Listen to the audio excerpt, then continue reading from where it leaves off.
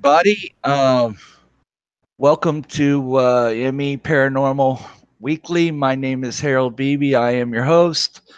Tonight, the title of this episode is going to be Demons and Demogogery. As always, viewer discretion is advised due to subject matter.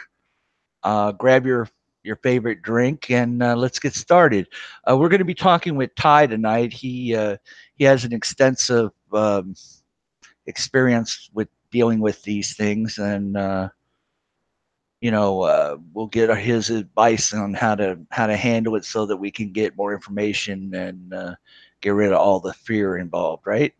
All right. Ty, welcome to the show. If you like, you can give a starting statement. Well, thank you. Thank you so much for having me on. I really liked your last show. I think you offer a great opportunity for people to share some of their experiences. And from your last show alone, I knew it was going to be something special. Thank you. I brought you on because I'm aware of your history, and if you'd like to just give us a basic idea of your first experience dealing with demons. Well, I didn't know that they were demons at first. I found out through basically through researching like everybody else because a lot of people have some sort of paranormal experiences, but in dealing with demons, demons are another animal altogether. And people need to understand that the demons are not ghosts. Ghosts are not just paranormal oddities that happen. But demons are a horse of a different color. To put it that way, you would know it better to get down to the nitty gritty of it. Yeah. Demons are unbelievably personal. It's unbelievable. It's unmistakable, and it's personal. And you got to watch for it because they sometimes it happens almost basically in your peripheral vision. You sometimes wouldn't notice, and they do that on purpose. Right. So you wouldn't know that they're there. And even in hindsight, you go, wait a second, what did I miss? And to tell you the truth, Harold, I think I just got lucky. I think I just got lucky where I noticed something that maybe perhaps I shouldn't have. Right. How old were you when you first experienced dealing with these things? I know you might not have even known that they were demons at the time, but how old were you when you had your first experience? Probably 15. I see. And could you tell us about it a little bit? Well, in a paranormal sense, I can tell you not from my first experience, but I can tell you that the demonic trickery is people are very unaware. Most of the time, when people think of demons, they think of something standing before them, big black shape, and that's confronting them, and they have to overcome it. They have to, in the name of Jesus Christ and all that other stuff, which has its place. But 99% of the time, it's not like that.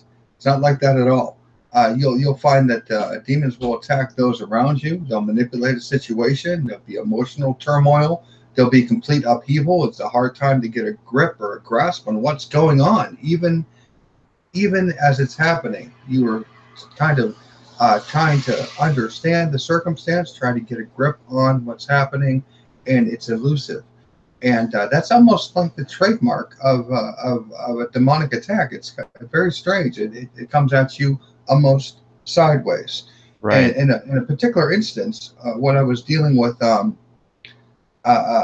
house that I was in that had what I would refer to as a haunting. Okay, I only knew it as a haunting at this time, and what had happened was I found myself in a coffee shop the next day, going through an issue that we had the night before as a family. It was me and my wife, a couple other friends, and the rest of the family. That night, something had happened.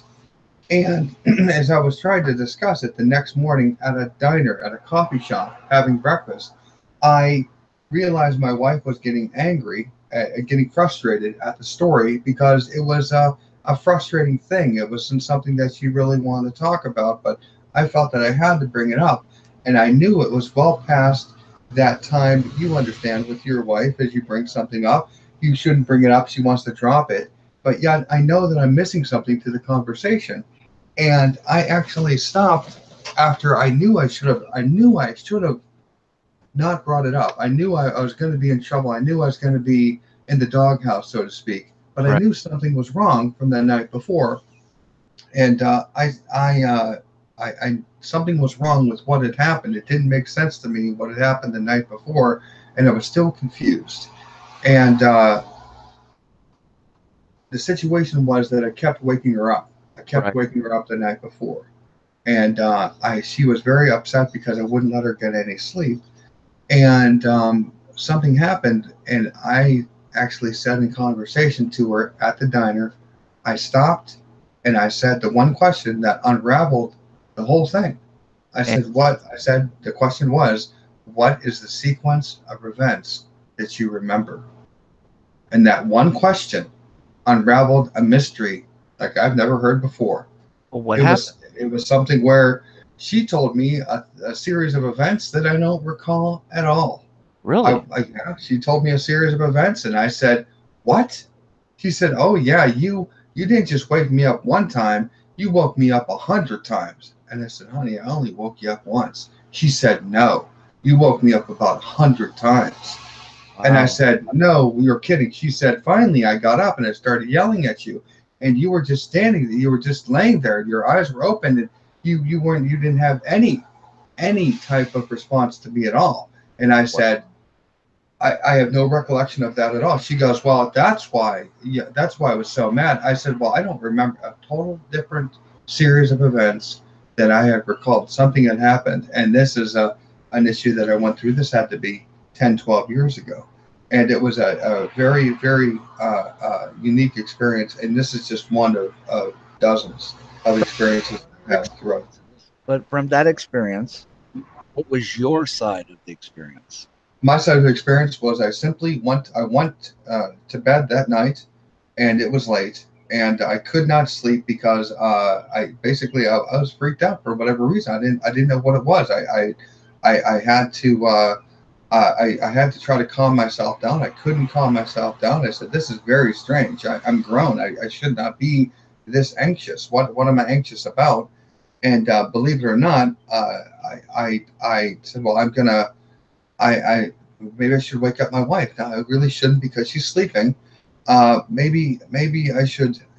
I really." And I tried to turn over and go to sleep, and I said, "I'm not. I felt like something was in the room. I felt like something was just impending doom." Right. And make a long story short, I finally, begrudgingly, I said, "I gotta wake my wife up. I have to. It's the only thing I can do. Wake my wife up." And when I woke her up, she was very, very irate when I woke her up. Man, was she mad. She was really, really upset. And I stopped and I turned on the TV. And that was my recollection of the events.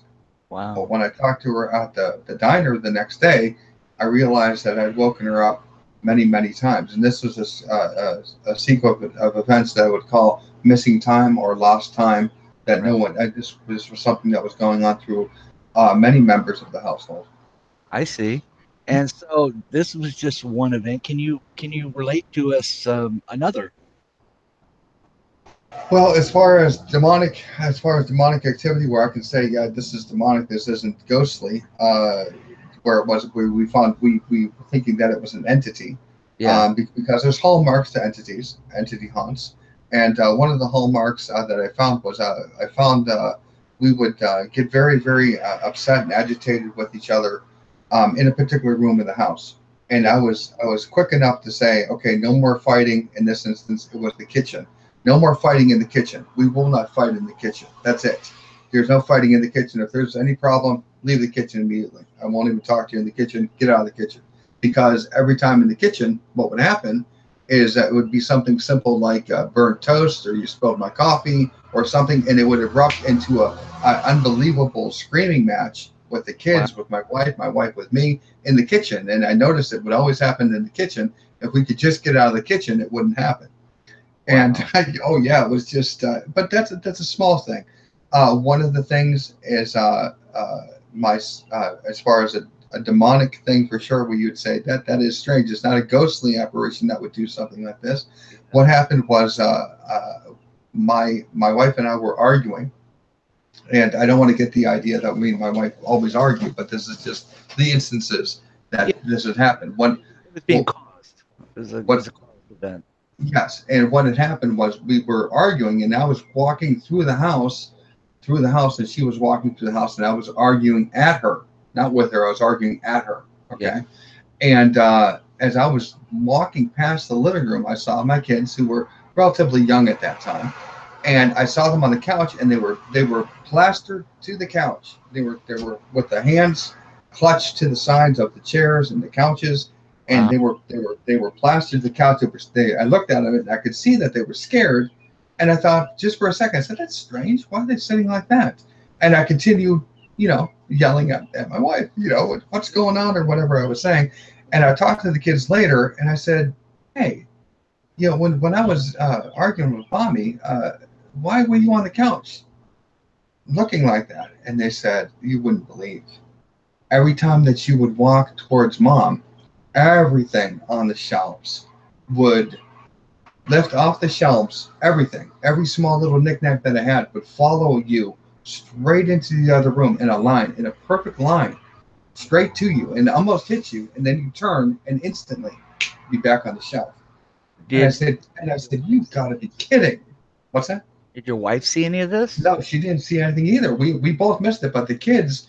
Now I had 5 children, and all the children were adamant. They're like, "Yes, we saw. We That's why we were plastered to the couch. We thought for sure each time it happened that it would hit you because it came so close, and then you turn and it would instantly be back on the shelf in the original spot." Wow. Over and over and over and over again. They said that we were freaked out. We didn't know what to do. And I said, that's the craziest thing I've ever heard. Yeah. But that this was an instance where obviously something was going on that I was completely unaware of, right behind my back, literally. Well, this is definitely an expression of a demonic manifestation because ghosts don't have that ability. They can't teleport things from one place to another. Right, exactly. That's another good thought that you brought up. That is true. They don't have the ability to teleport. Demons don't move things; they teleport things. Yes. Very, very strangely enough as it is, they teleport things, and we've had many, many instances of that. The missing things would be always a personal item, nothing abstract. It was always something personal. Could be keys, could be your shoes, could be your hairbrush. Personal item, all very personal, would disappear, and they find it somewhere where it doesn't belong. It's never been there. It would happen more times than I can count. Wow. But yeah, just we had problems with, of course, with any type of the electronics, whether it was the internet, whether it was the electricity itself, whether it was the cable, the telephones. Nothing ever worked. Nothing worked. And as soon as I called the repair people out, as soon as they stepped into the house, everything worked just fine.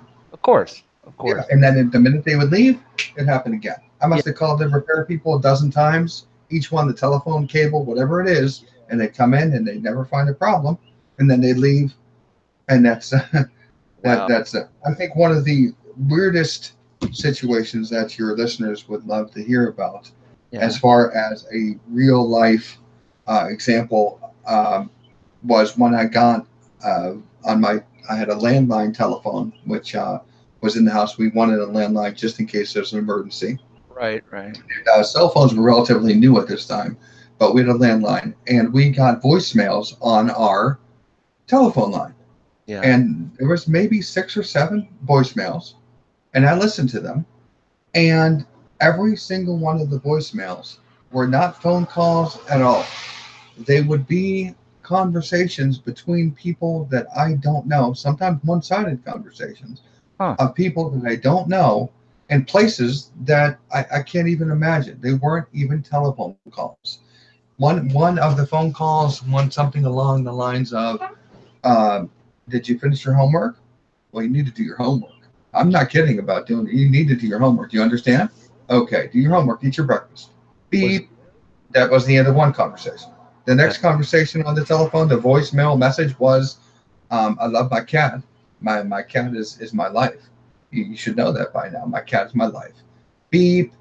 And then and I didn't know what to make of them. There were 6 or 7 of these phone messages, random? voicemails that were not voicemails at all. So what I did, what any normal person would do, and I called the phone company.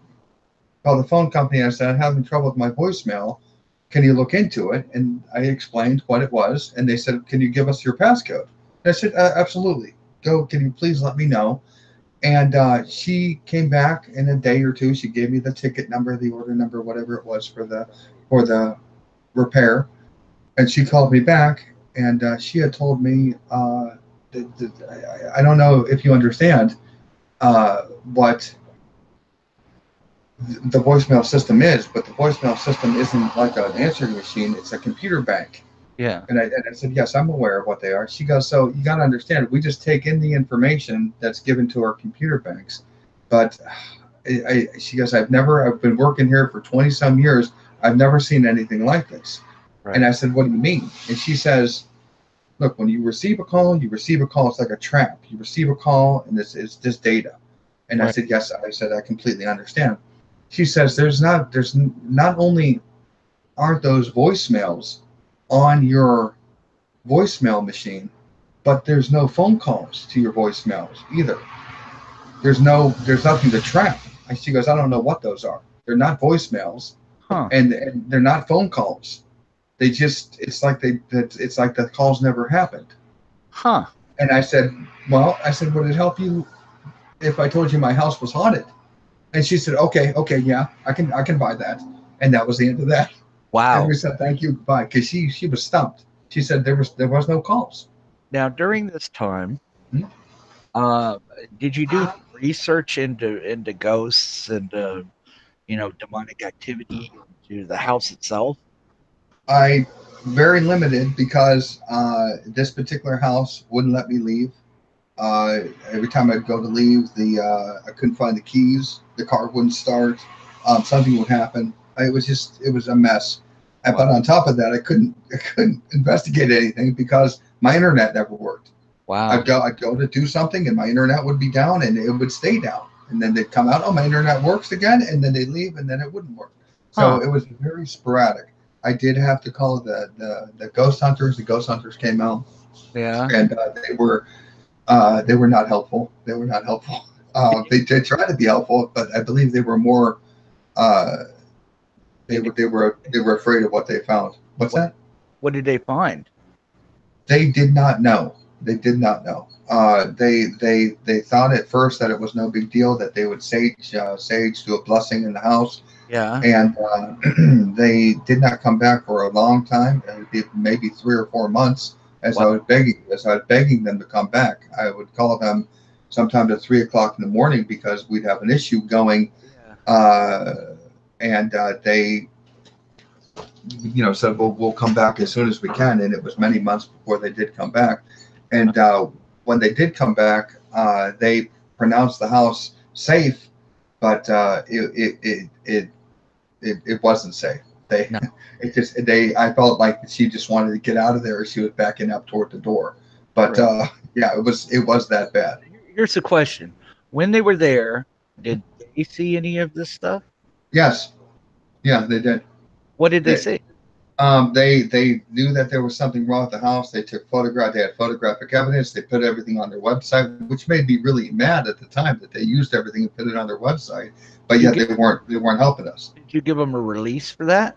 Oh, I said whatever it took. I was in no position. I wasn't sleeping. Wasn't eating. It was terrible. I would dread the night that it would come. It was bad enough during the day, but as soon as it became nighttime, we'd go into almost a panic. Forget about it, right? It was especially when it gets around 3 o'clock in the morning, which, by the way, I just want to tell my listeners that generally speaking, around 3 o'clock in the morning is the devil's hour, they call it, when the most negative activity occurs, because this is the exact opposite time to when Jesus Christ was crucified. And so they try to mock that by, doing things demonically. That is what they say. In fact, when I did the research later, as of course many of us do, unfortunately have to go through something like that to start researching something like that. But unfortunately, I told them almost a picture perfect example of an entity, what I would call an entity haunting, Yeah. not a demonic haunting, but an entity haunting. Right. Okay. And I told them, look, about 3 o'clock in the morning every day, we wake up. And I want to explain to people that when I woke up at 3 o'clock in the morning, as did my wife, as did my children, at 3 o'clock in the morning, we didn't wake up like, oh, what's for dinner or what's for breakfast or whatever. We would be up. I mean, up like we've been up for hours. We'd wake up just Right. like that, You're and we're up.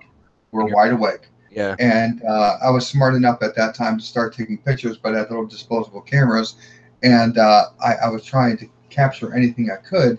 Right. And when I got the pictures back one time, if I had something right on the picture, and I showed it to the ghost hunter. I said, "What's this?"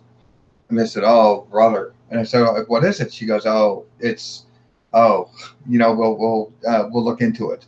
And you know, it was, yeah, they didn't really try to help me. They should have known that it was an entity haunt, that it was a demonic haunt, and not a simple run of the mill ghost. They should have known. Now, during your time in this particular house, okay, Mm-hmm. you guys were obviously traumatized. Um, your children obviously saw things. Did your wife did your wife experience these time losses as you did? Everybody experienced things, with the exception of myself, except that one instance. Everybody experienced things nonstop, all the time. Right. And they would see entities, they would see apparitions. They we'd constantly hear things, but we didn't know what it was at the time. Right. The hallmarks of an entity haunt would be, of course, waking up, disturbance in sleep, type disturbance in your dreams, sleep paralysis, Right. uh, being woken up at 3 o'clock or 3:13 is the actual time, but 3 o'clock or so. And you also hear scratching, animal noises, growling, knocking in groups of three. Everything we had in spades. It was terrible. Did any of your family get scratched? Oh, we were constantly attacked, and we'd be scratched in groups of three and marks in three lines. Right. Right. And it was my daughter.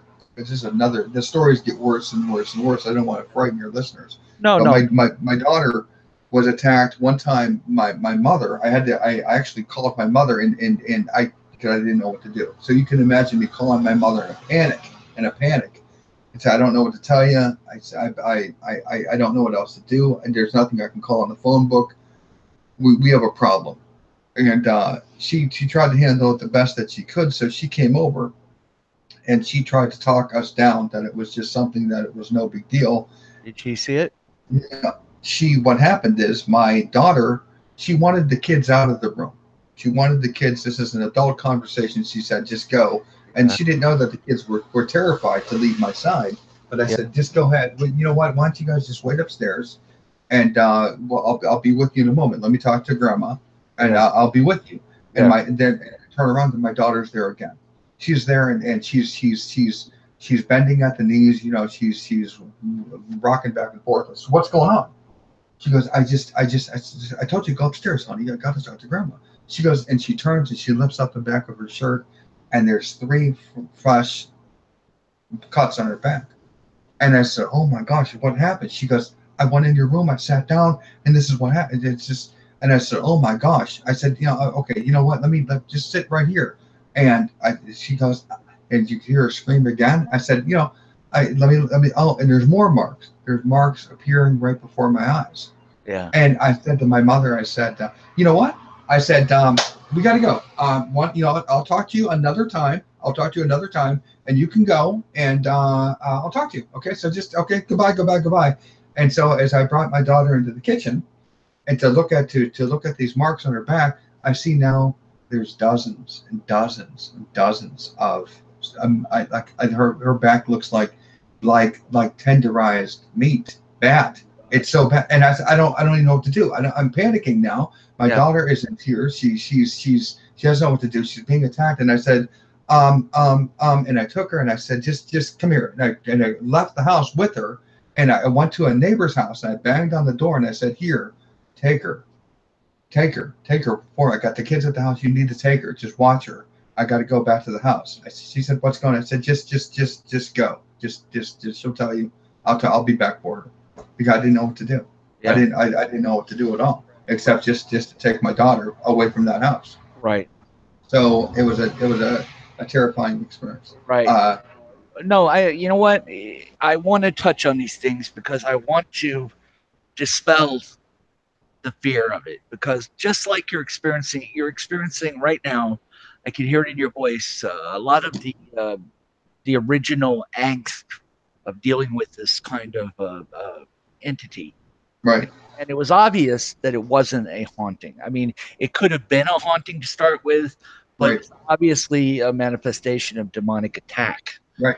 Um, now, here, I have a question for you, and I want you to think about it before you answer. Sure.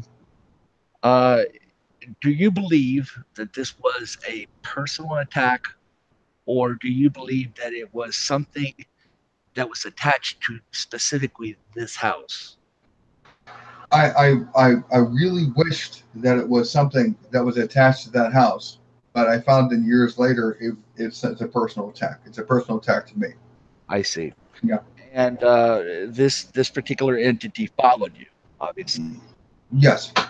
Yeah. Okay, well, we'll get into that. But I want to go back to the house. Obviously, this one experience with your daughter. Was your son ever attacked?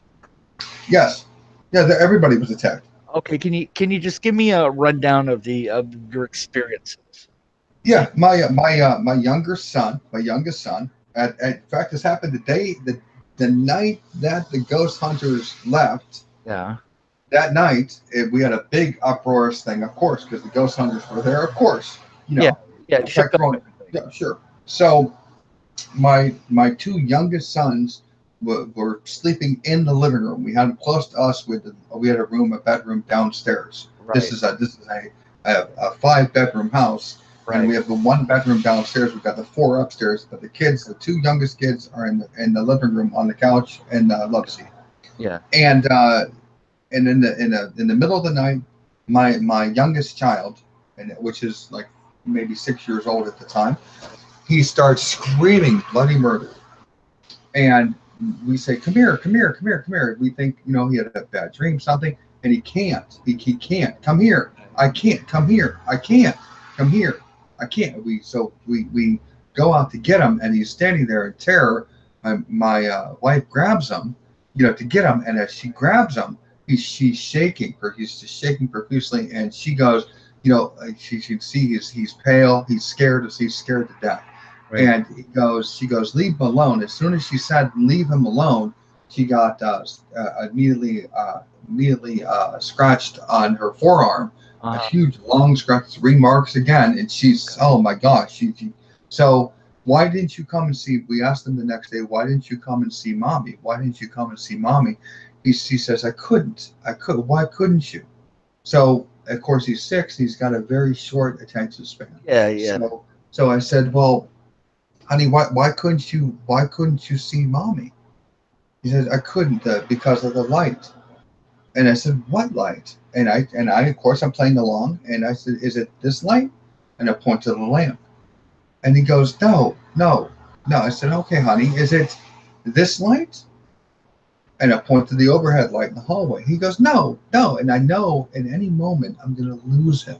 I'm Yeah, gonna lose him because he's got a short attention span, but I gotta try to figure out right. what he's talking about. Honey, I understand that you're scared. I understand. And so I switched up the question. You were scared because of the light.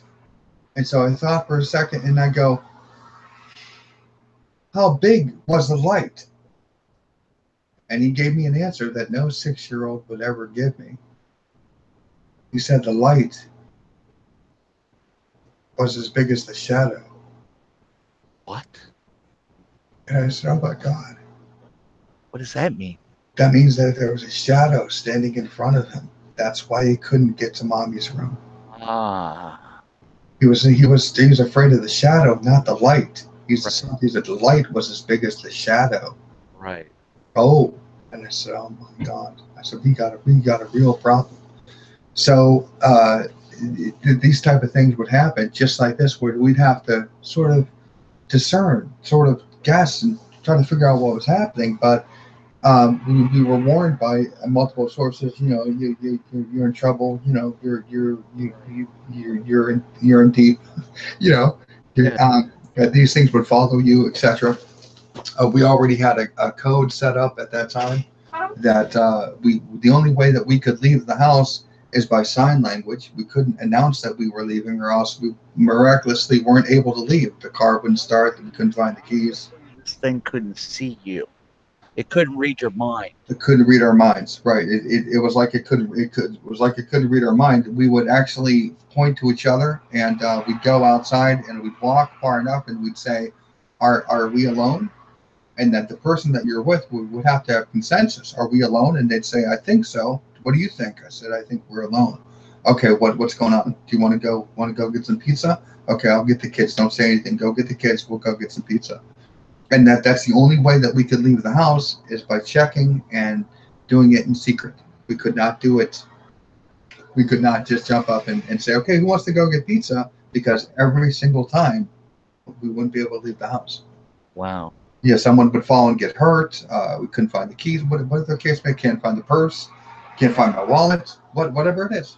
Now, based on the things you've already told us, we could see that this entity was obviously tormenting your family and you. Uh, what did now you said it attacked your children? Did it attack your wife only because she was trying to shelter your child? So basically, it was centered around your children as far as the attacks. I mean, There were other adults in the house too that they were attacked too. We had friends staying with us. There were two other adults, another adult couple, and they were attacked as well. okay, Other adults.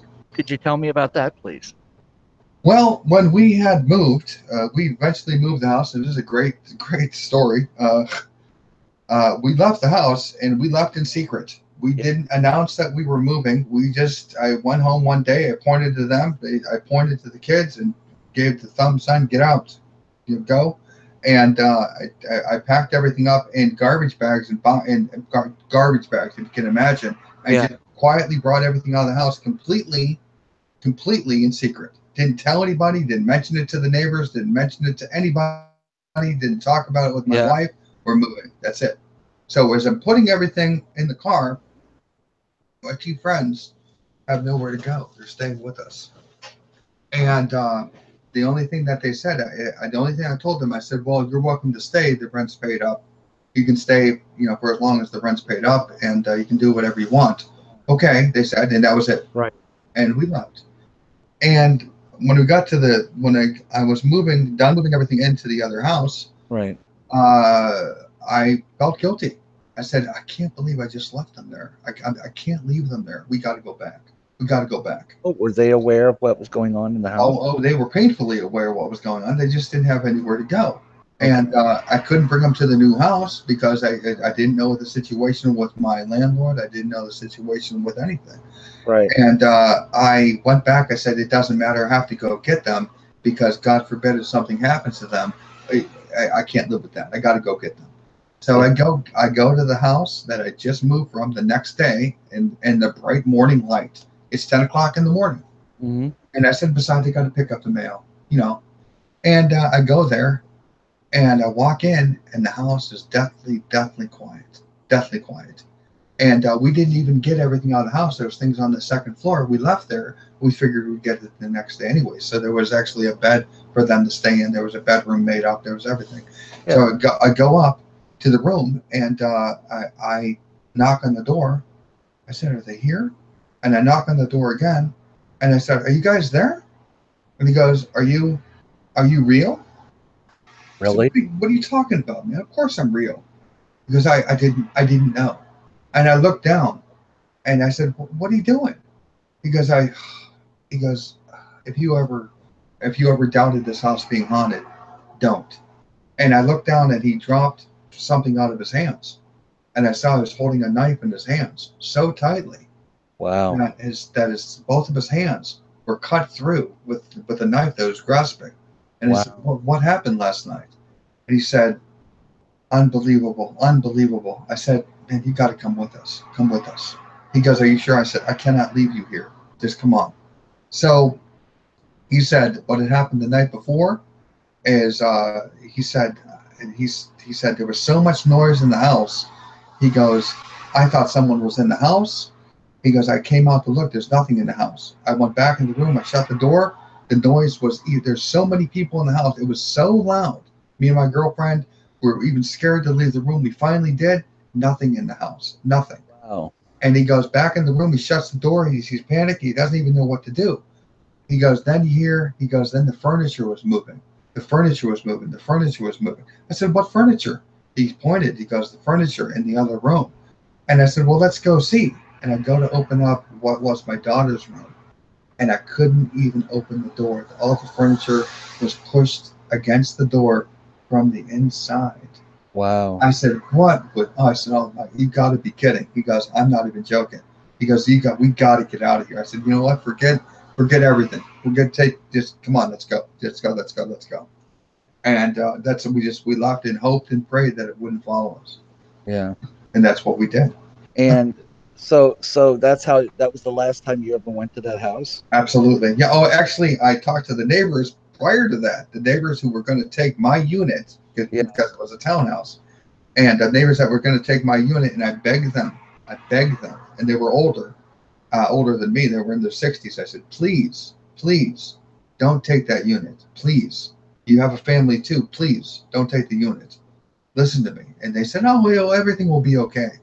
And of course, it wasn't okay for them. I saw them maybe 2 years later at a park, and I asked them how the house was, and they were as somber. They didn't want to talk about it, and I said, I knew it. So it was something to do with the house as well. Right. So there you go. But what I want to know is, I'm sure my listeners would want to know as well, is what when you moved into this house, Mm-hmm. okay, do you believe that this thing followed you there, or was there when you moved in and attached to you? I think it had moved in and it attached. In some regard, it attached. Yeah. But to you or to your entire family? I think specifically, I would think at the time, I was hoping that it was something else. You know how it happens because this was a number of years ago. I was hoping, but I really think that it actually, it probably attached to. I'm thinking because what I'd gone through and witnessed over the last 10 years or so, Right. that it was at the very least, I should say, looking for me. I see. Yeah, which is strange. I know it's a very strange thing that as I talk to people about these instances from all walks of life over the years, no one has any answers why. Okay. So somehow, some way, this thing was waiting for you, and it attached to you, or it followed you in some way. Now you moved to another house, Hmm. and once you moved to another house, were there more experiences? Yes. Can you give my listeners a rundown? Yeah. The thing is with demons. I hope everybody understands with entities or demons or devils. The biblical term would be devils. You see, devils because demons aren't in the Bible; they're devils. But we would know them as entities. Entities don't. They have all the time in the world. They don't have to attack you today. They can attack you next week or next year. It doesn't matter. It doesn't matter to them. They can wait. They can wait. And that there's other things that they can do or trouble that they can stir up, especially in the terms in the way of other things happening, like other ghostly apparitions, other strange phenomena happens. Like I had missing time happen, which is another phenomena. I had also uh, a situation where you had apparitions, which you may or may not have with demonic entities. Uh, but I've had those ghostly orbs, and I don't mean orbs, dust particles that are in pictures. I'm talking about ghostly orbs that follow you around as you're walking around. A ghostly orb following you, and that was a strange phenomenon as well. We didn't have any explanation of that at all. Right. You had things moving. Oh yeah. Your Hmm. son experienced a shadow person. Yep. But the difference between shadow people and what he experienced, his was what really really black, like ink black, right? I couldn't tell you, but he just said it. He called it a shadow. That's what he called it. Yeah, I'm sure. But generally speaking, I mean, at least in other accounts that I've read about, um, there were different kinds of shadows. Some of them were dark black, and those were usually the demonic, you know, Hmm. representations of Right. these. One of the things that really got me about this thing was I could not seem to outthink it. I could not. This thing always seemed to be a step or two ahead of me, no matter what I did. And Right, the other thing is, it never did the same thing twice. Never did the same thing twice. It would move the silverware. It would move the pots and pans. It would close the doors. It would open the doors. It would do all sorts of things, just crazy things. And if I would say there's a couple dozen instances, I wouldn't be exaggerating one bit. right, That's right, how that's how bad it is. And each one is worse than the one before. And I try not to scare people, but that's what it is. So in a light conversation, I'd bring up something. Yeah, the lights would turn on and off, or but depending upon the conversation, I could share more in-depth things. right. I understand. But what we're trying to do here is we're trying to get a general overview of these things so that we can understand not only how they function. Try to get You're breaking up a little bit on my end. I'm sorry. We could try to get a feeling for how to not only avoid them if we can, or at least know what we're looking at. When we're looking at it. You know what I mean? Right. Demonic things, from what I understand, uh, they do things. The one thing that I knew even back then, I said to myself, I said, in talking to my wife, I said, these things are not supposed to be. This is not supposed to be happening. It doesn't make sense. We give you another light example. We looked up as we're talking about these things, sitting at the what would be the dining room table in that house, and we're talking about these things. It's just very. I can't believe we're going through this. And Yeah. we heard that we had a picture hanging on the wall, and we heard the picture move. Then we looked up, and then we saw the picture move. And I said, that doesn't make sense. She goes, what? I said, didn't you see that? I said, we heard the picture move, and we both looked up and we saw the picture move. I said, that's a big picture. Yeah. She goes, what do you mean? I said, here, let me move the picture for you. And I moved this big picture, and as I moved it, it made noise. I said, did you hear that noise? She goes, yeah. I said, but when you just saw it move, it didn't make any noise. She goes, right. I said, how is that possible? So we heard the picture, then we looked up, and then we saw the picture move, but without making any noise. And she said, right. I said, that's not supposed to happen. I said, I think we're dealing with something else here. She goes, what? I said, I don't know. I said, that's not supposed to happen. So, so right away, I thought for sure that I was dealing with something else. So it was something time related because if the sound happened before the event, then obviously it somehow. Well, actually, no. I thought it was something in our minds. The devils were attacking our minds, and that's where it was. It wasn't actually in time. It was attacking our minds. Like we heard, we were all downstairs. I was downstairs with the kids and the other two adults. The other two adults were a boyfriend, girlfriend, Yeah. and we heard my wife. We heard my wife scream bloody murder from at the top of the stairs. It was nighttime, so she was already in her room. Yeah. Scream bloody murder, and I said, "What was that?" And we ran up the stairs. And when we got up to the top of the stairs, we both saw something in the stairwell. We both saw something, and we didn't know what it was. It was almost like smoke or a vapor or something go away from us. And we opened the door, and my wife was fine, but we both heard it. And I said, "What did you hear? What did you hear?" To my friend. He goes, "Well, I heard a woman screaming," and his girlfriend says, "I heard a man screaming." Wow. And I said, "You heard a woman? Are you sure you heard a man?" She goes, "That was a man, sure as anything." And I said, "So you heard a man and you heard a woman?" And I said to my daughter, I said, what did you hear? She said, I heard a man. So I said, the women heard a man, we heard a woman. I said, that doesn't even make sense. I don't know what to make of that. And that's when I figured maybe it's something that's toying with us in our minds. I see. You see? So seeing things that aren't there, maybe hearing things that aren't there, but it was a collective thing. And at this point, I want everybody to understand we were so freaked out that we were all sleeping in the living room. We were all sleeping. We were all sleeping in the living room together on the floor, going because we were so afraid that something was going to happen. We thought there'd be strength in numbers, which of course there isn't. Well, it doesn't mean that we're sleeping together in one room doesn't help you at all. Well, the only plus side of sleeping together in one room is you can get out. Yeah, that's about it, right? We're near the door. We can leave, right?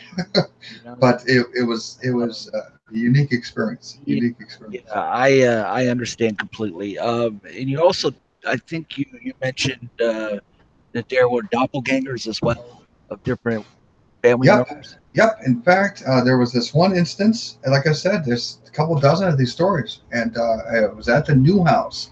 After this house, we moved. My daughter comes down, and it's kind of a funny story because the way what actually happened was, she comes down and she goes, "Why were you in my room last night?"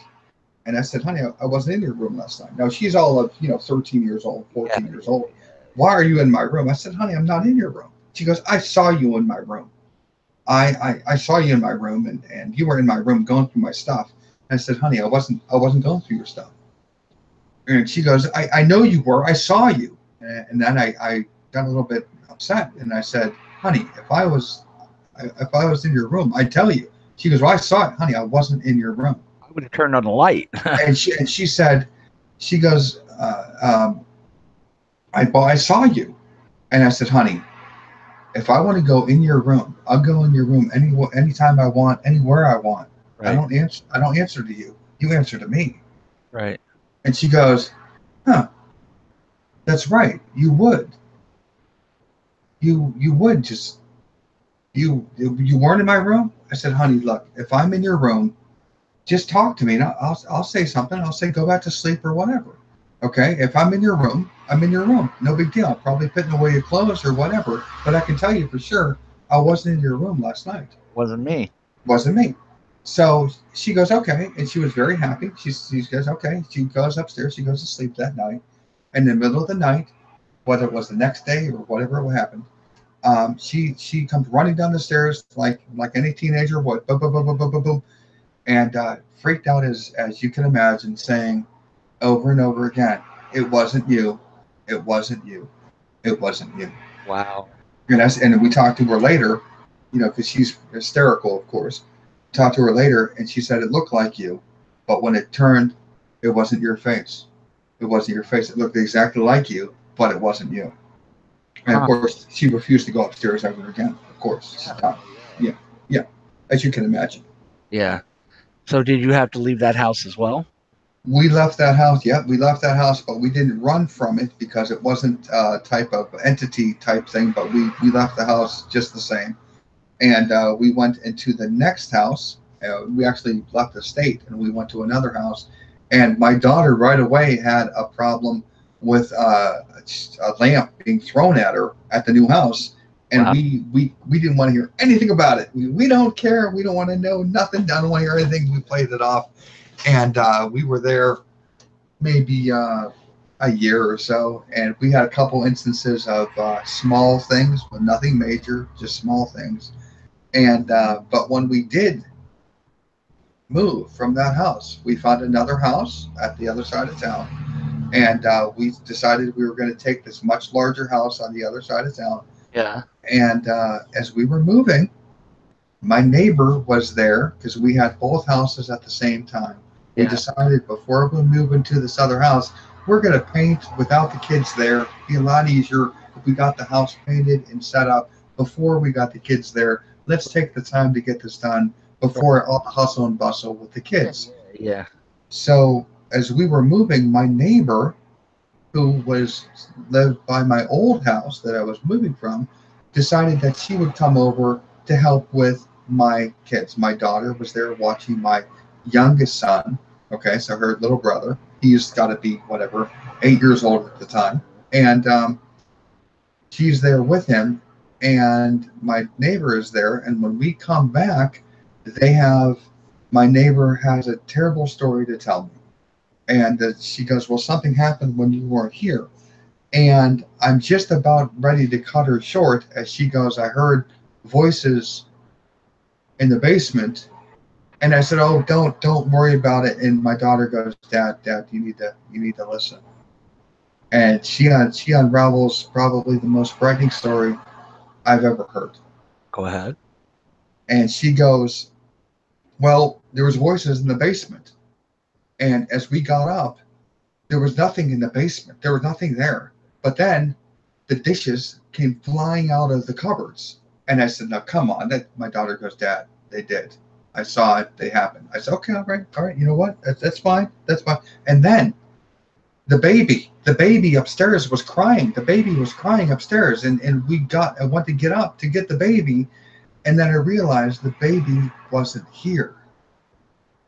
And Wow. I said, "Well, I said right away, I said, seems like maybe something's pulling, as I'm talking, looking at my daughter, saying something moving you through the house for some reason, something happening."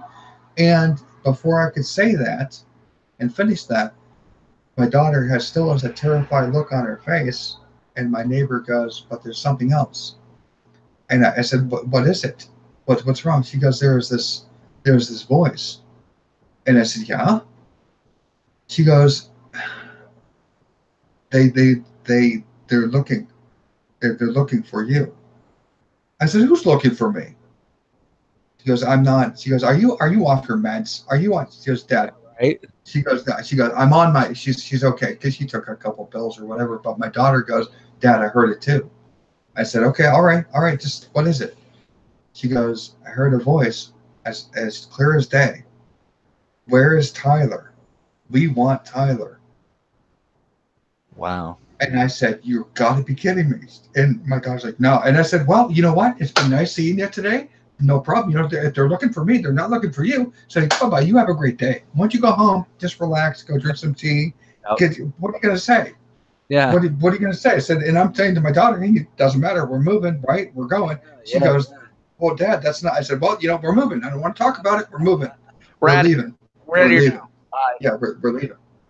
Yeah. And I played it off like, maybe they're crazy, maybe they heard something, but I really, it didn't sit well with me because it looked to be like a definite attack because the baby crying, Right. the people in the basement, there were kids' voices in the basement that were saying, help us, he's hurting us, help us, he's hurting us." And And the I kid said, "What's or the that?" kid did they hear the kids' voices? They Were- heard them. Yeah, that's what they said. They heard the kids' voices in the basement, the baby crying upstairs, and they But heard the voice. was it your family's voices or No, just no. I asked. I said, "Whose voice was it?" They said, "We didn't know."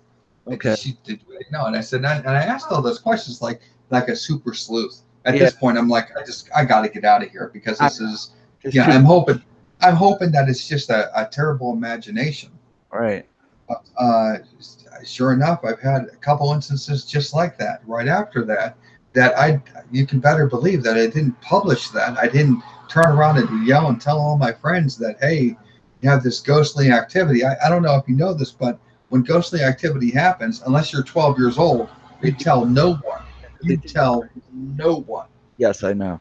You don't tell anybody. If you're having some sort of demonic attack, believe me, you're Yeah, not telling anybody yeah, because you don't want people to think you're crazy, you know? you're right, crazy going out of your mind. So, um, sure enough, my neighbor, I had an emergency call from my neighbor, the same neighbor, maybe a week or two later Yeah. after I'd moved. She said, "Can you please come over? Can you please come over?" And if I can make it over there, I will.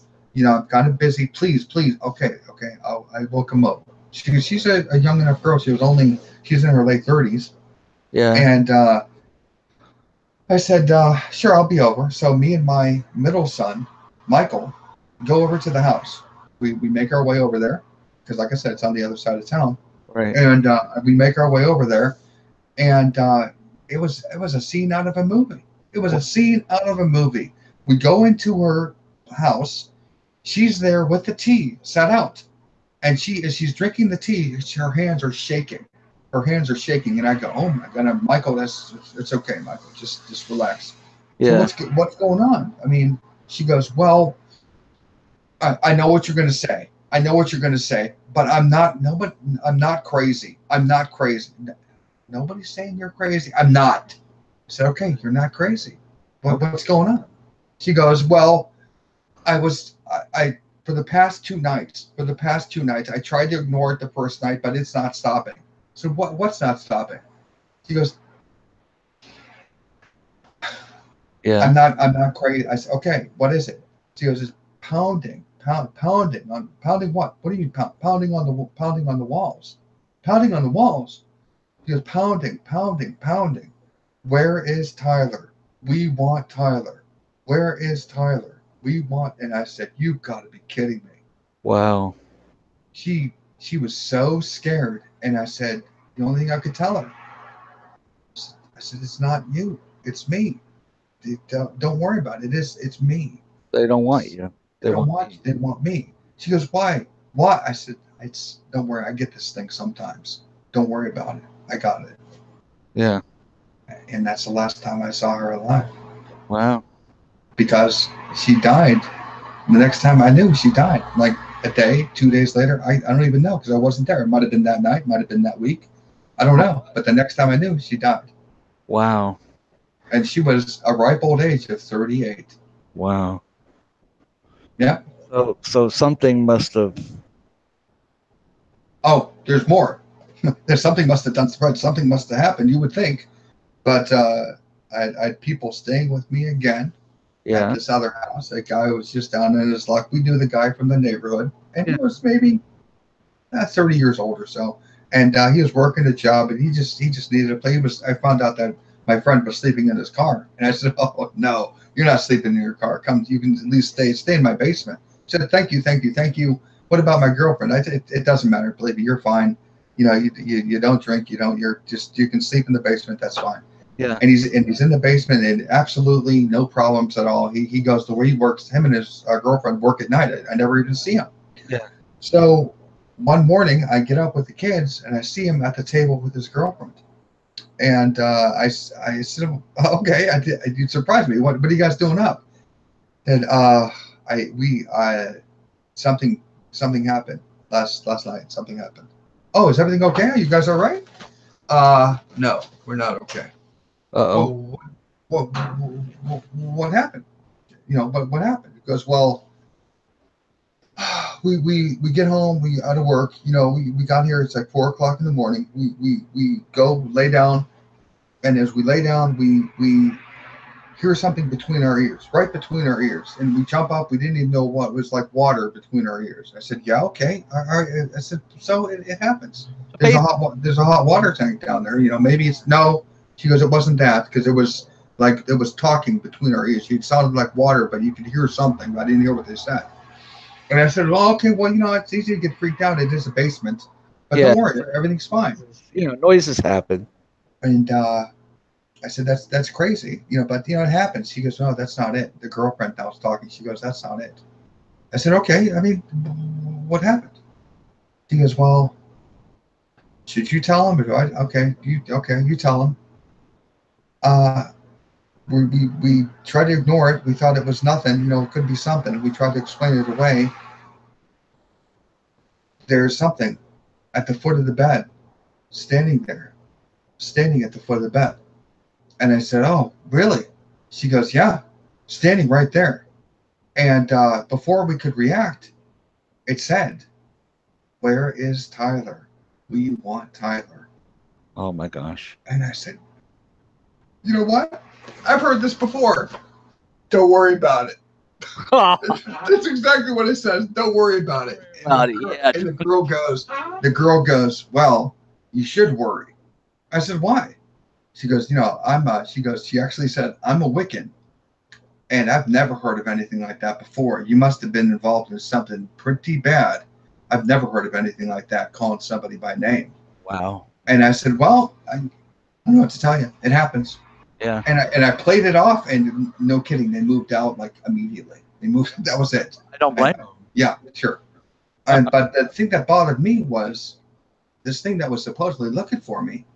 I said, and I looked where their bed was in the basement, and I looked where I slept, and I said, "My gosh, man!" I said, "That's right below, Your bed. almost exactly where I sleep."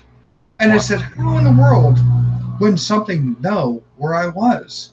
Right. I said, "I am no more than 20 or 30 feet away from you." I said, "And it couldn't find me." And then that's when I started saying, "What would have the power? What wouldn't be able to find me from 30 feet away? But yet they know where my friends are." The answer is God. Right. That's what I was thinking. I said there'd have to be something that would take me off the map like that. But again, these are just stories. And yeah, you also had another story about I think it was your son, right? He Hmm. lived in one of the houses, and Yep. can you And tell us that story? yeah, my son was having. Of course, he knows about paranormal issues, Yeah. and he had a house. He said, "I'm having a problem with this house that I moved into," and he's the oldest son. The oldest son. Right. And I said, "Okay, well, I mean, it happens. I'm sure everything's fine." He goes, "Dad, I really would like you to check it out. Can you come over at some point and check it out?" I said, "Honey, you know how busy I am. Everything is going on right now. Could you please, if you could find some, I don't care what time it is, day or night, just come over and you can just take a look around." Right. I said, "Honey, you know what? Okay, if it means that much to you, I will, but I can't tell you what time I'm going to stop by because I don't know." Right. Anytime, Dad, anytime. I said, Anytime. "Okay, all right. I tell you what, I'll stop by if I can coming up. If I can get some free time, I'll let you know." All right. Okay. So one of those days came up. I couldn't call him. It was just one of those things that was in this neighborhood. And I said, well, I should just go to his house. And I went to his house. And before I get to the door, he opens the door. As I go up to his front stairs, he opens the door. I said, "Oh, you're up." He says, "Yeah, I'm up." I said, yeah, I wasn't." He goes, "Yeah, I knew you were coming." I said, "What? I didn't. Your mom didn't know it." He goes, "Dad, I'm at the top of the stairs. I'm at the top of the stairs, because I don't like the lower level of my house. That's what I want you to take a look at." He goes, "Something from downstairs said, 'Tyler's coming. We gotta hide,' or 'We gotta hide. Tyler's coming,' whatever it was." And I said, "You're kidding." He goes, "Well, I'm here, aren't I?" And I said, "Yeah, right, you're here." He goes, "I'm here, I'm waiting. I heard that you were coming, so we got to hide." So I immediately went to the door and I waited for you because I figured they would have to know, right? And here you are. And I said, "Yeah, okay, all right." And that was it. So it's very strange. Now, did this happen before or after the story you told me about the people in your basement? After Okay. So somehow these particular entities knew you were coming. knew I was coming, right? Huh. And I know, strange, right? And they weren't the same entities that you were dealing with before, obviously. Right. Hmm. It didn't seem right to me, and I thought maybe he was making it up, but I Yeah. said, "Why would he make it up?" He goes, "I'm here, right?" Right. And it really was just that I didn't let you. It was like 4 o'clock in the morning. It was Yeah. like 4 o'clock in the morning, and I said, "Okay, I was gonna, because I got the place for him. I got the key to the place. Right. Right. So I didn't think anything. I didn't. Yeah, I didn't know what to think. So since these events happened, how long from the time that happened till now? Oh, let's see, what year is it? 2018. Could be all different times because it would probably be 6, 7, 8 years from Okay. that, from all these different but things happen, and I go through periods of time where nothing happens, and then I go through periods of time it seems where everything is happening. Okay. Well, in your, you've obviously had to go through this multiple times. This is not a one-time event. This has been, more or less off and on since it occurred. Yep. Um, And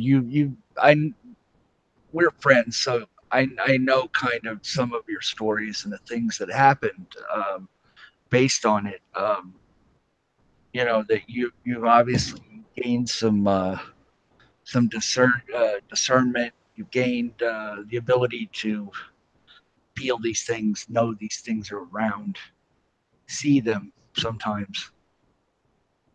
What is your take on these entities? What do you believe they are? When you get down to the bottom line, what do you? I mean, you say devils, but what are they? Are they just other dimensional entities? Are they fallen angels? Are they spirits? What are they in your estimation? My estimation is that um, they are uh, devils, demons. That the vernacular would be demons today. Demons. They, I believe, want to witness what's going on. They want to know what's going on. I believe that they're accusers of the brethren. They want to keep track of what you're doing. They want to witness what you're doing, or they want to influence what I'm doing. Simple as that. But I believe these things are timeless. They're outside of time. So it doesn't matter if they get me when I'm 20, 30, 40, 50, 60. It doesn't matter. Yeah. I believe they're chaotic. They don't make sense. They do things for their own reasons. And the one thing that I found out, and I would talk about all the time when I first encountered these things, and I could put a name on them. I said, I cannot figure out what the thing wants. What does it want? What does it want? If it doesn't want you, doesn't want me, doesn't want the kids, what does it want? I understand about the energies of the teenagers, or the girls, or the family, or the whatever drug problems my friends might have had, because that spurs on different spiritual aspect of things as well, drugs, drinking, whatever it may be. But I said, what does it want? What does it want? And I found that out within a year. That was my big question. What does it want? And I found out through studying as much as I could, that is the question. That's what every demonologist wants to know, and that's what every demonologist question that remains unanswered is they never know what it wants. They never know. Whatever the entity is, it doesn't tell you what it's there for. You can guess, but you never really know what's going on. Yeah. There's no rhyme or reason to it. It's very chaotic. Right. And each experience is different, though, right? Very much so. Very much, and very personal. Yeah, depending. The more personal it is, I believe the worse it is. Right. Yeah. And these things, they attach either to a house or to a person or a whole family. They're kind of like a curse almost. Yes, in fact, that's what those people are called. They're called cursed people. They refer to themselves as cursed people or haunted people. Right. And I don't think I'm a haunted person, and I don't think I'm cursed. I just think it's one of those things. If it wasn't this one, it would be another one. Right. It would be. I think it's something. What I'm doing, what I'm saying, what I'm talking about, something. What you But will do in the right, future. right, exactly. You said Right. they're timeless, so obviously they're outside of that. Right. It wouldn't matter if I moved from Connecticut to California to Florida. It wouldn't make any difference. Whatever. Yeah, the geographic location isn't a Right. problem. Correct. But obviously some people. I mean, if you're a saved individual, I mean, if you're Christian, you believe in Jesus Christ, and you're saved, it gives you some protection, some defense against these things. I think that's a good point that you brought up. That probably the way I see it, the only reason why I'm still alive. Right.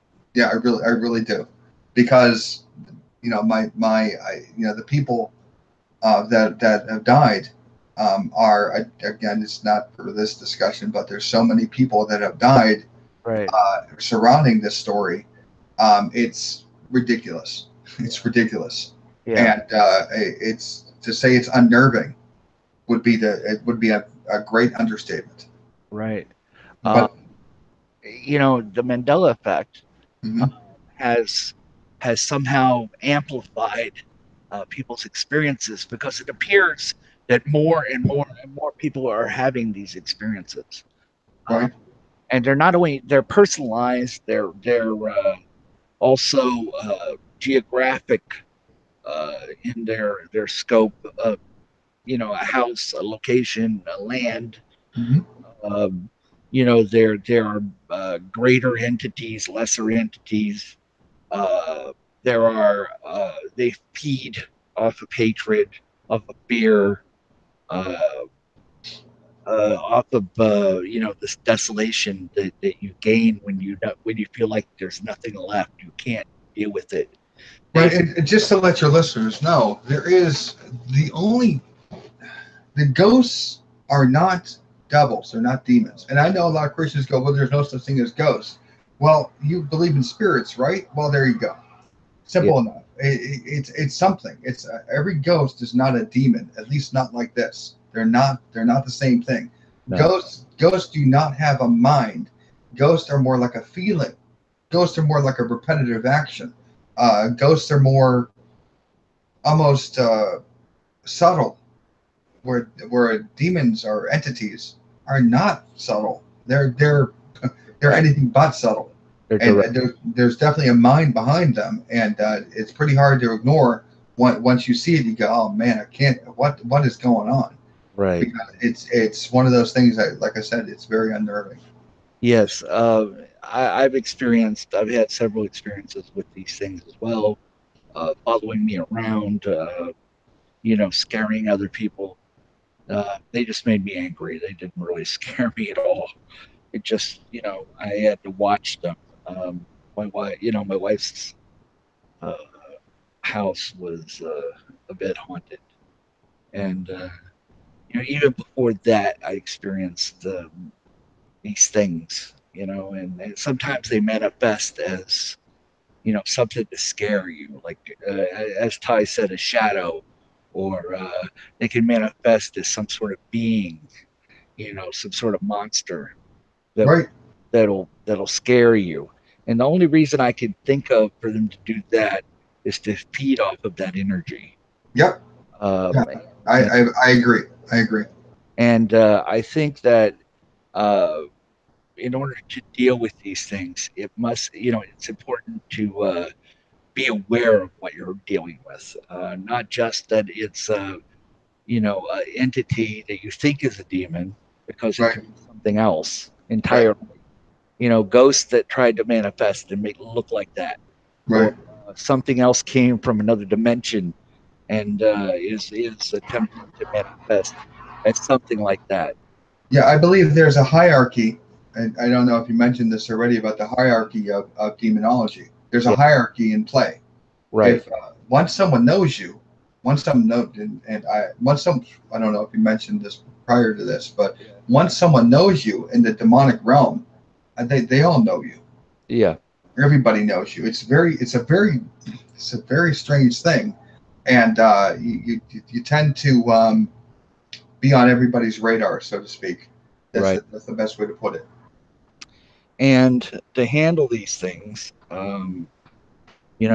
Ty mentioned, to sage your house, uh, use salt, open windows, and when you're saging, use salt across all the openings.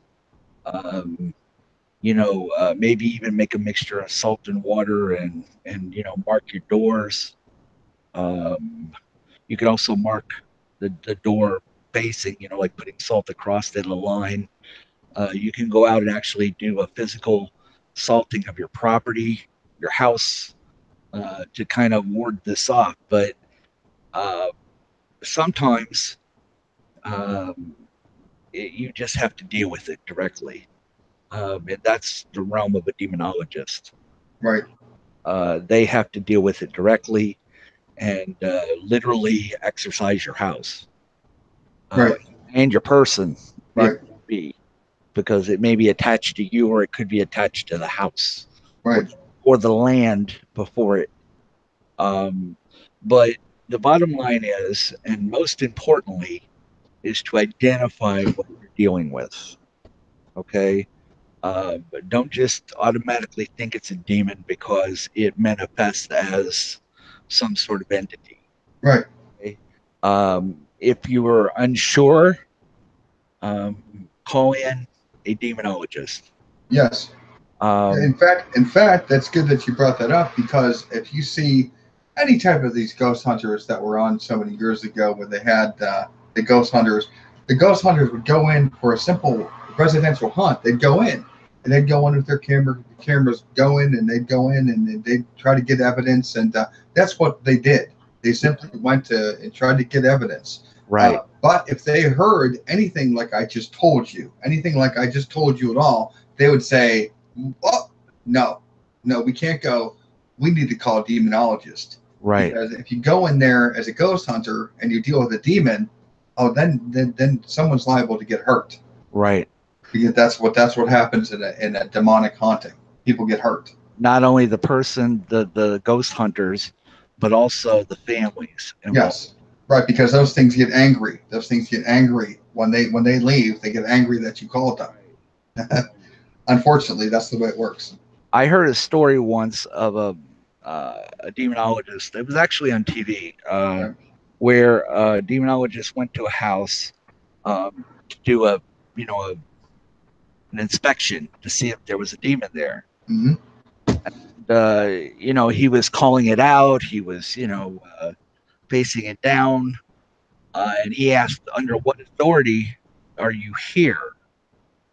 And the thing told him the name of the owner of the house. Right. So he went back to the owner of the house and he asked him, "This thing said it was here because you said it could be here. Now, why is that?" Well, come to find out, his son was a baby in the hospital, had been born, and then was dying because there was nothing they could do to help. Right. He was in a waiting room and he shouted out basically a prayer to anything that was listening, that if it healed his child, it could have him. Right. His child the next day was healed, Yeah. and these things basically came back to try to take him as part of the deal, Yep. and that's what it was about. Yeah, So and that's a great point that you brought up. A lot of people, that's a great point that you brought up, because a lot of people believe that all healing is of God, all good things come from God. You'd be surprised. Just because, look, you won the lottery, you won $10 million. That's great. Praise God. Sometimes it's the worst thing that could happen to somebody is to get $10 million. yeah, These things do not necessarily, um, you got to look at what's actually happening. You got to look at what's going on. Sometimes things happen for a bad reason, not a good reason. Where yeah, you're pretty, you know that all good things come from God, but yeah, sometimes uh, something that you would perceive to be good is not good. It's very bad. right. And the devils and his minions or demons or whatever you want to call them, they can make things happen too. Oh yeah, And that's people forget that they can heal your child too, but they're going to come calling, and they're going to want their due. yeah, And it's nothing that you really want to play around with. I always tell people that want to be ghost hunters, don't do it, don't do it. And they said, well, why not? Don't you want to go have an experience? Don't you want to go have some fun? And I said, if you want to go have an experience, you know what? You'd be better off to stand in a bucket of water and stick your finger on a light switch. yeah, If you want to have an experience. He goes, what is that supposed to be? I said, well, if you want to get shocked, there's a right way to do it. I said, you want to go into a house not knowing what you're dealing with. You leave that house and something follows you home. You're not prepared for something to follow you home. right, Sometimes things notice you because you notice them, right, exactly. and that is a problem. Also, I want to mention some experiences that we've had recently. Uh, Hmm. you as well as you by yourself even have seen this happen, Hmm. uh, in which demons will manifest in, Hmm. in situations and places, Yeah, uh, and they'll just manifest to create chaos. all the time. Like in talk show chat rooms. Uh, Yep. we've seen it happen where they would manifest and actually cascade across an entire chat room Yes. and just create a problem. Yes. And then they would manifest out from that to other chat rooms and create problems there. Completely unaware that it's happening. They think they're doing it, and it's not. Yeah, These it, these, these people are they're being led by another spirit. yeah, Yeah. yeah. This is happening now on a wide scale. Hmm. I want to share this with everybody who's affected by the ME, who has chat rooms, who are dealing with these things on a daily basis. We're asking you to be aware. Be aware of what you're dealing with. Okay. Be aware that these things are manifesting. Be aware that they're taking control of people in order to create chaos, create problems. And if you experience this, I want you to contact me. You can contact me at my email address on here, or you can contact me on Messenger, um, and let me know your experience, what have happened, and just give me a basic overview of what's going on. Ty, do you have an email address that they can use to contact you if they want to speak to you? Well, we talk every day. They can just use yours as well, and you can go through there if you want, rather than confuse people. But if they want it, it is ty.zimmer zimmer 69 at gmail.com.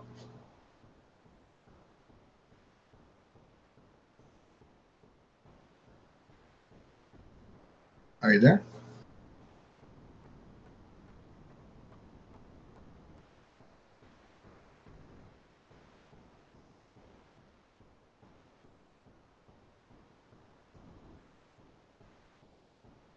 Are you still there?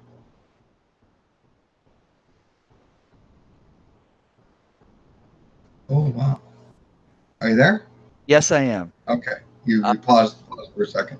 yeah, it's okay. Ty, do you have a email address that you could give out so if somebody has an experience, they can talk to you about it? Sure. It's ty.zimmer zimmer 69 at gmail.com. Okay, there you go. And you can send Ty an email. Just give him a basic overview of what's going on, and if you guys want to, if he wants to pursue it, he can contact you. You give your contact information, and he'll contact you directly. Ty is, he's our go-to guy now when we're dealing with these things, because it's become widespread now. It's not just one or two things. He can help you identify what you're dealing with, um, and then give you some basic ideas on how to handle it. Um, but as always, do your own research as well. Um, don't fear these things. They've been around forever. As long as you have a connection with God, um, One of the things is I want to let people know please, is you can't let your imagination run wild. no, You deal with it just as it is. Deal with the facts. Deal with the facts. More people are just throwing every pot and pan and broken dish that they can throw at it, thinking that it could be anything. You yeah, try to remain as objective as possible, and you can get through this with the grace of God. You can get through this, and everything will be fine. Everything will be okay. right, You're not alone. You're not alone in your fight, and that's what people. The devil would love to get you isolated. The devil loves to get you alone. The devil loves to the art of distraction, etc. etc. So if you do need any help, if you do need any assistance, direction, please, anytime, drop us a line. yeah. And don't hesitate to contact us because uh, that's the reason we're here to give information, to shine light in the darkness, and to take away the fear. Uh, Right. Ty, do you have any final statements? No, we said so much in such a short period of time. I know. It was just so great to invite me on. I really appreciate you inviting me on. It's such a great channel. Oh, you're so welcome, and thank you for coming and sharing your insights and your experiences. We appreciate it. Oh, of course. Until next time, I'm Harold Beebe. This is ME Paranormal Weekly. Um, have a great weekend, everybody.